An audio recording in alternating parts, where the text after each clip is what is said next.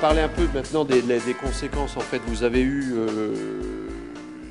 beaucoup d'informations là dans cet après-midi sur tout ce qu'il faut faire pour éviter que ça se passe, que ce soit dans la partie audit, formation, que ce soit au niveau psychologique en calibrant les recrutements et en profilant les personnes, que ce soit au niveau juridique en mettant en place tous les éléments pour mettre les contrôles et puis déterminer.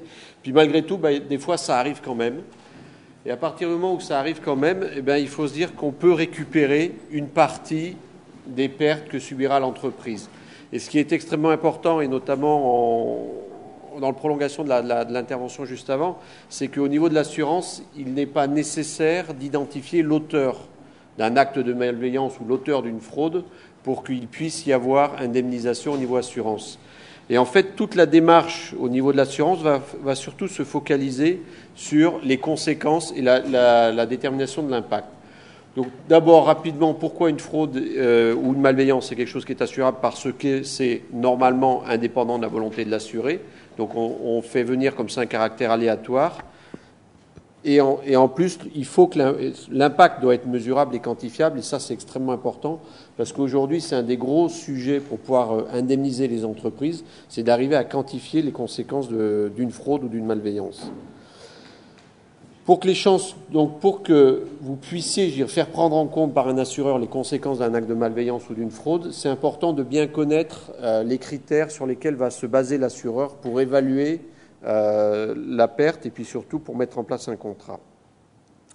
Donc deux choses qui sont déjà très importantes dans l'esprit d'un assureur, c'est de bien différencier ce que c'est une fraude et une malveillance.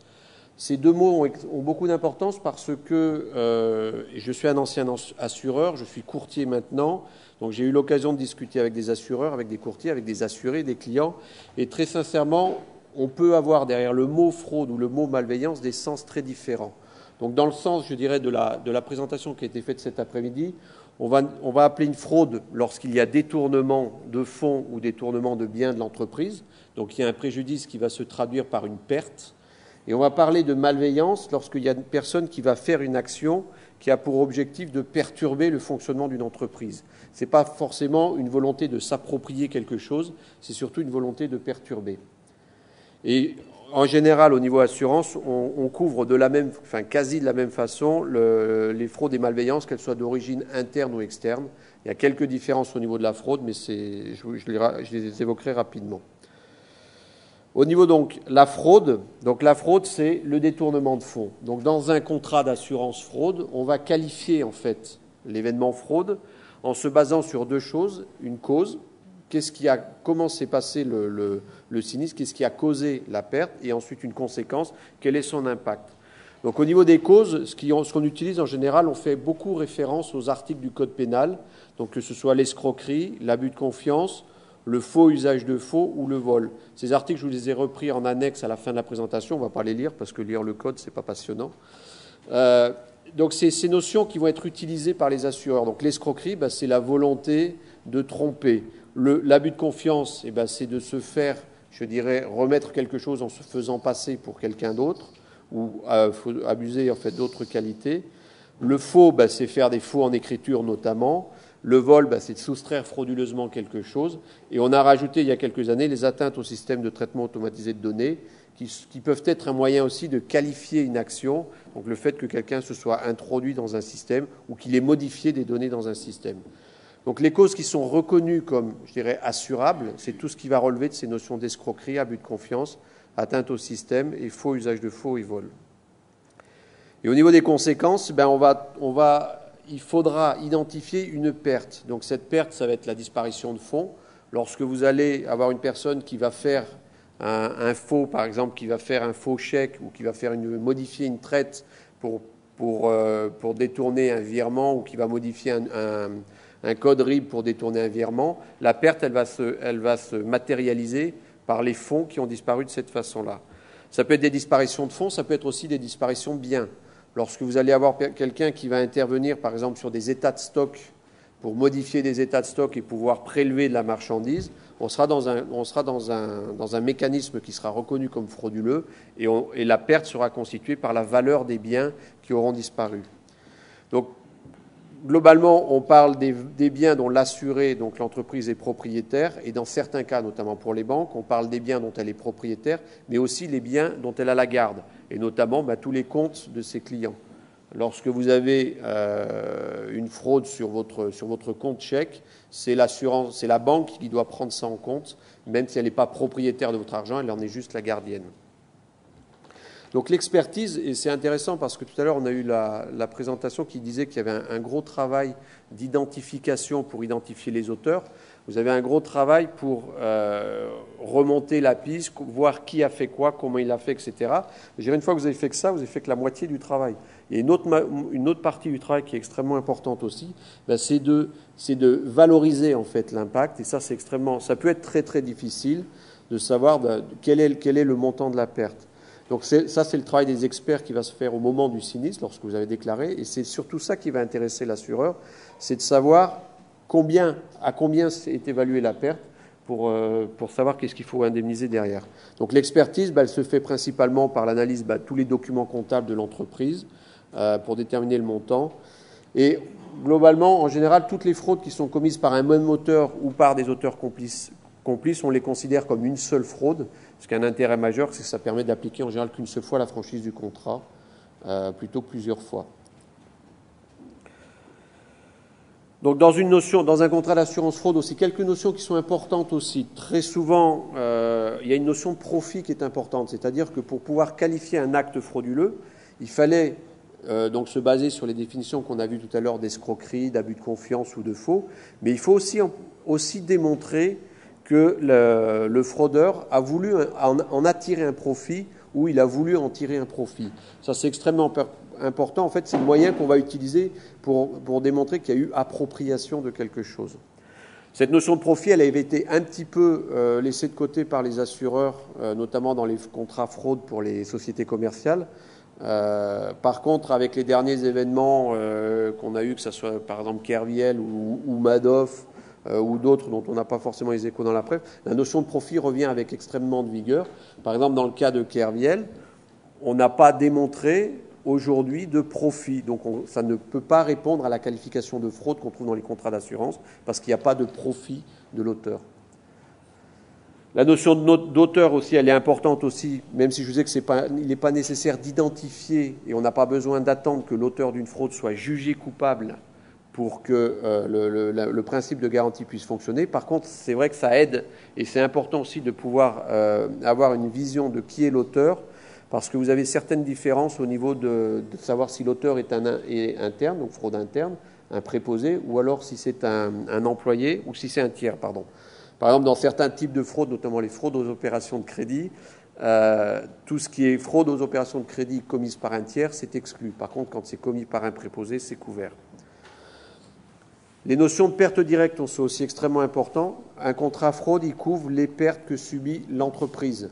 Les pertes qui auront été subies par un tiers ne sont pas l'objet du contrat fraude. Par exemple, si vous avez un de vos employés qui détourne votre argent, là, c'est le contrat fraude qui va jouer. Par contre, si vous avez un de vos employés que vous avez placé chez un de vos clients pour faire une mission normalement légale, mais qui détourne de l'argent de votre client, le client il va vouloir se retourner contre vous, mais néanmoins votre contrat fraude il ne marchera pas parce que la perte elle n'est pas chez vous, elle est chez un tiers. La notion de délai de découverte aussi, c'est quelque chose qui a toujours beaucoup d'importance dans les contrats d'assurance fraude des banques, qui en a moins d'importance dans les contrats d'assurance fraude des sociétés commerciales. Généralement, on disait on ne couvre que les fraudes qui sont découvertes dans les 5 ans qui ont suivi le premier acte frauduleux. Parce que on veut la volonté de pousser les entreprises à mettre en place des audits, des contrôles pour que tout ne puisse pas se faire n'importe comment. Certaines fraudes ne sont pas couvertes par principe, donc déjà les fraudes commises par les dirigeants ou mandataires des entreprises, ça c'est pour bien différencier, pour dire que la fraude est un acte. L'entreprise qui subit une fraude, ça doit être involontaire. Quand c'est le dirigeant de l'entreprise qui commet la fraude, on peut avoir des doutes sur le fait que ce soit involontaire ou pas. Les fraudes commises par un employé récidiviste, c'est quelque chose qui est exclu dans la mesure où l'entreprise sait que son employé a déjà fraudé. Si l'entreprise ne sait pas que son employé a déjà fraudé, ce sera couvert. Donc quand vous avez un employé qui a fraudé, Ben, comme ça a été évoqué, des fois on ne veut pas forcément le punir, déposer une plainte, etc. Mais il faut savoir que si cet employé refraude après, ce ne sera absolument pas couvert. On ne couvre pas aussi les fraudes dont le mécanisme n'a pas été démontré. Ça, c'est pour éviter de couvrir les fraudes, les trous de caisse ou les différents inventaires. Donc il y a un travail pour déterminer les mécanismes. Les fraudes commises lors de la délivrance de crédit, par exemple lorsque vous délivrez un crédit à une entreprise sur la base de documents où elle vous fait croire qu'elle gagne beaucoup d'argent, qu'elle aura les moyens de rembourser, si elle ne rembourse pas, ce n'est pas une fraude au crédit. C'est une problématique d'analyse de risque, ce n'est pas une problématique de fraude. Et les fraudes commises au cours d'opérations sur les marchés, par exemple le cas Kerviel, où on était sur des opérations sur les marchés, c'est-à-dire des opérations boursières, en général les assureurs ne veulent pas mettre les mains là-dedans. Conformément au code des assurances, c'est à l'assuré, ce que je vais vous expliquer, de démontrer qu'il a subi le sinistre et que le sinistre entre bien dans le cadre des garanties. Donc il va falloir qu'il démontre qu'il a subi une perte, c'est extrêmement important, il faut quantifier cette perte et il faut aussi démontrer le mécanisme. Là on va utiliser tous les moyens, les logs informatiques, ça a beaucoup d'importance, tout ce qu'on peut récupérer comme document et beaucoup d'éléments seront établis au cours de l'expertise qui a lieu. Et le dépôt de plainte, en général, est systématiquement demandé par les assureurs. C'est-à-dire que la garantie ne pourra s'appliquer que s'il y a un dépôt de plainte. Ça, c'était la fraude, le détournement de fonds, la malveillance. Alors, la malveillance, on disait, c'est le fait de perturber le fonctionnement d'une entreprise. Donc, dans ce cas-là, pareil, on va avoir le même fonctionnement. Il faut démontrer une cause, un fait générateur, et il faudra démontrer aussi une conséquence, c'est-à-dire un impact sur l'entreprise. Or, les causes, elles sont moins précises dans les contrats d'assurance. On parle généralement d'actes de malveillance. Ce n'est pas forcément défini très précisément. Par contre, dans l'esprit, je dirais, et dans certaines fois, on a une référence aussi à l'article du Code pénal sur l'atteinte au système de traitement automatisé de données. Donc, ça va être tout ce qui est accès au système non autorisé, perturbation du fonctionnement d'un système d'information, modification de données, soit introduction, effacement, etc. Donc, souvent, on fait référence aussi à ces éléments-là dans le contrat. Alors, les impacts, là, ça devient beaucoup plus compliqué. En général, quand vous dites si jamais vous perdez toutes vos données, qu'est-ce qui se passe? Alors on va dire c'est la catastrophe, ça c'est sûr. Malheureusement, la catastrophe, ça ne suffit pas pour pouvoir se faire indemniser. On peut parler aussi d'un impact sur la disponibilité des données, on peut parler d'un impact sur l'intégrité, sur la confidentialité des données, mais aussi ça ne suffit pas parce qu'on a toujours un problème de quantification. Il faut absolument valoriser pour pouvoir se faire indemniser.